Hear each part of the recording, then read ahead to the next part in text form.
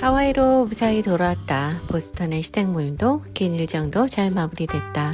그리고 남편과 나는 하루를 더 그곳에서 머물렀다. 지금 돌아보면 그냥 돌아오는 편이 차라리 나았을지도 모를 하루. 누구도 모를 사소한 이 하루가 나에겐 오히려 가장 진하게 남았다. 마치 감정의 밑바닥에 살짝 가라앉은 커피 치커피처럼.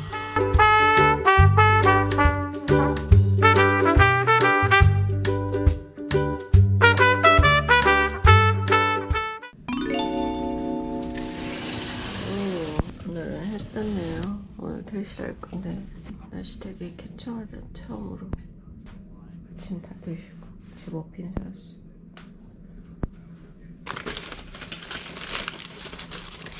It's my breakfast, honey. Good. Looks so good. Yeah. Thank you, honey. Thank you. 너무 식침대기에서 멀지 말라 그래놓고 날씨가 너무 싸늘한데다 에어컨을 켜놔가지고 조심조심해서 커피. 8 o'clock. In 30 minutes. We just wait her call. They covered it up at the time. I think they covered up the prostate cancer too after they shut it. I think so. 얘랑 동생 아들이 뉴욕으로 차 타고 간다. 처음 만난 순간부터 시내에 있는 이 낯선 도시에서 내게 가장 먼저 다가온 햇살이었다. 무심한 듯 따뜻한 말 한마디, 함께 걷는 발걸음 하나하나가 그날의 나를 조금씩 녹였다. 짧은 시간이었지만 그녀는 친절한 동행자였다.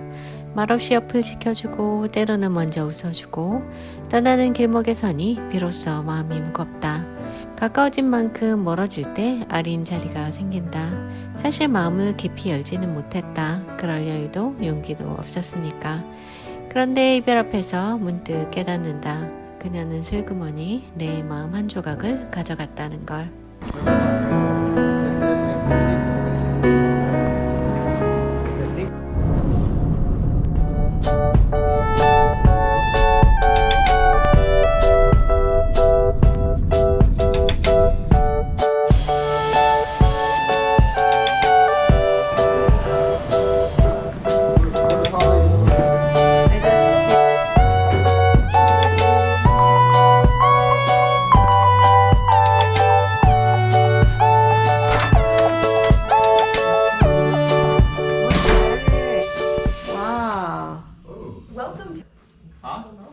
Oh, they kind of some construction. 오, 이렇게 코너에 있어요.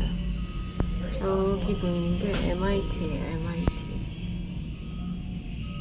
MIT 바로 옆에 있는 호텔.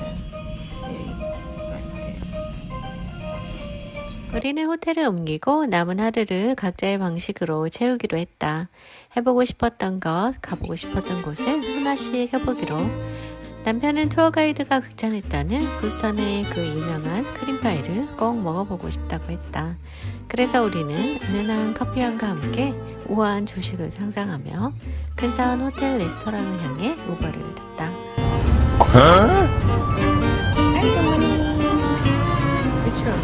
Are they both the same or what are different or There's on the right, what? the original, which has almonds on the outside, and then we have the nut-free version as well. Okay, this is the original one. Yes. How much are they? $12. Oh, okay. Is there any place to sit down? Yes, the lobby has to.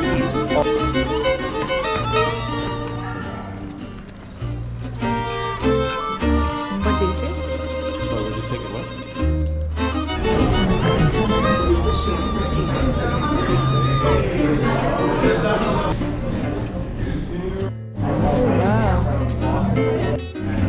보스턴 크림파이 엄청 유명하다고 그래서 샀거든요. 이거 사러 여기까지 우버 타고 왔습니다. 남편은 안 그럴 것 같은데 참 남의 말을 기가 막히게 잘 믿는다. 그게 늘 탈이다. 보스턴 시내 한복판. 나는 도심 속에 무심히 놓인 공동묘지로 향했다. 낮은 담장 너머 삶과 죽음이 어색하지 않게 나란히 누워있다. 하필이면 그곳이 내가 가고 싶었던 곳이었다. 시내 중심의 묘지라니 한국이라면 상상도 못할 풍경이다. 기독교 국가인 미국, 이들은 죽음을 삶 곁에 조용히 눕혀두고 살아간다. 죽음은 참 공평하다. 사람을 가리지 않고 별다른 이유 없이 묵묵히 다가오는 가장 정직한 약속 같다. 묘지 한복판을 걷다 문득 내가 살아있다는 사실이 낯설 만큼 또렷하게 다가온다. 그래서 오늘 하루 이렇게 살아있음이 더 고맙고 더 따뜻하고 더 진실하게 느껴진다. 그리고 이곳엔 내가 맥주 이름으로만 알던 자유의 정신 사무엘 아담스도 누워있다. 내 옆에 남편은 가뭄없는 얼굴로 시간을 죽이며 느릿하게 자신의 시간을 묻고 있었다.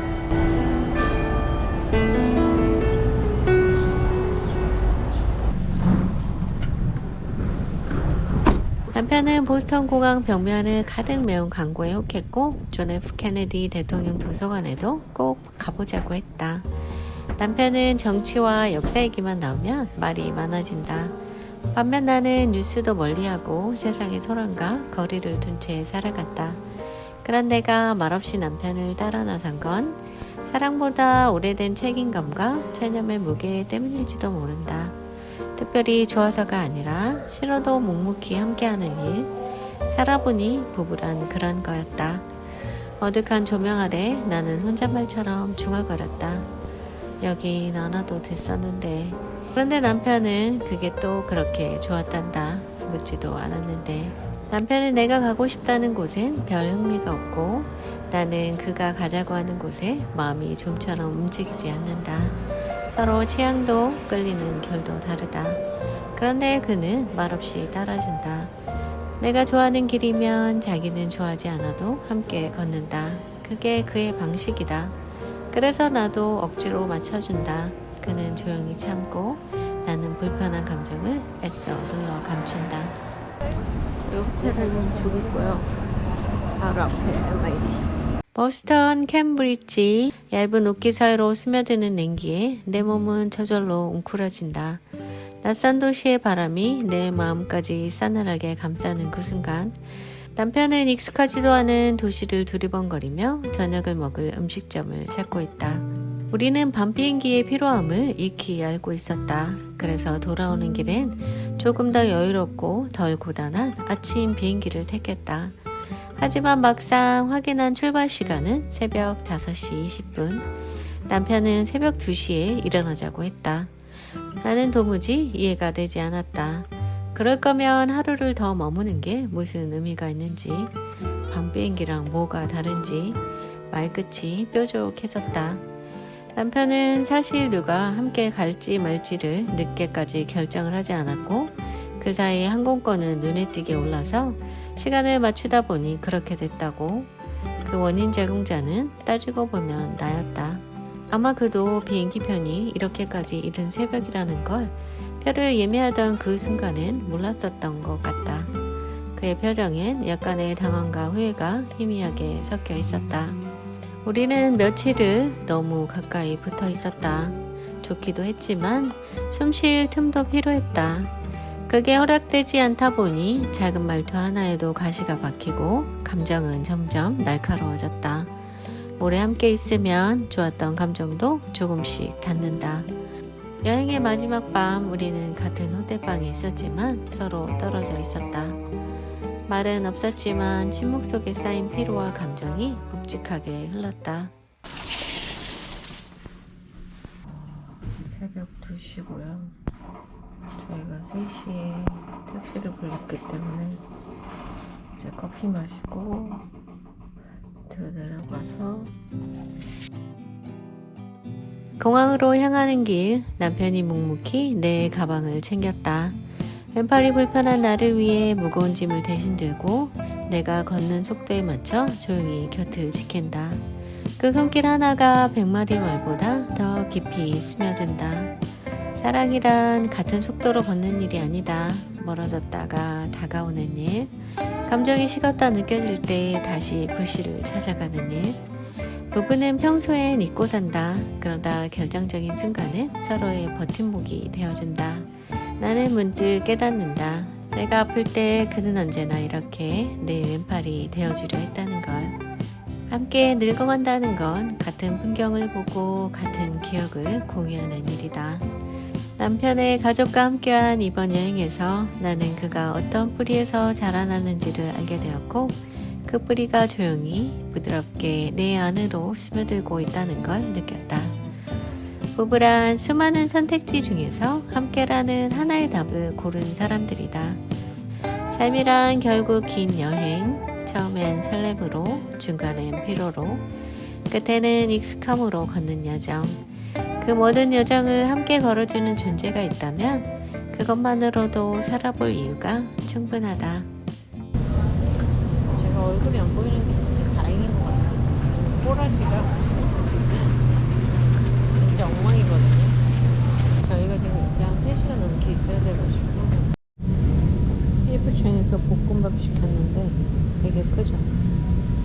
15 먹을만해. 포춘 쿠키를 넣었어요. 뭐 포춘이 있는지. Today our fortune. What is? 우리 포춘이 뭐냐면, honey, you will soon receive an unexpected gift. What? 과연 이게 맞을까? 맞겠지? Honey, you prepare something for me? Yeah, I prefer something for you too. That's unexpected gift. 제가 이제 디트로이트를 출발해서 하와이까지 가는데 9시간 22분이 걸린대요. 처음 버스 탄행 비행기를 알아볼 때 나는 솔직히 내키지 않았다. 한국행과 시간도 가격도 비슷하니 차라리 한국에 다녀오는 게 낫지 않을까 조심스럽게 입을 열었었다. 그때 남편은 무심하게 보스턴도 가고 한국도 다녀오라고 했었다. 내가 보스턴을 가주길 바라는 마음에 별 생각 없이 던진 말인 줄 알았다. 그리고 돌아오는 비행기 안에서 남편은 다시 그 말을 꺼냈다. 엄마 보러 한국 다녀와. 비행기표는 내가 사줄게.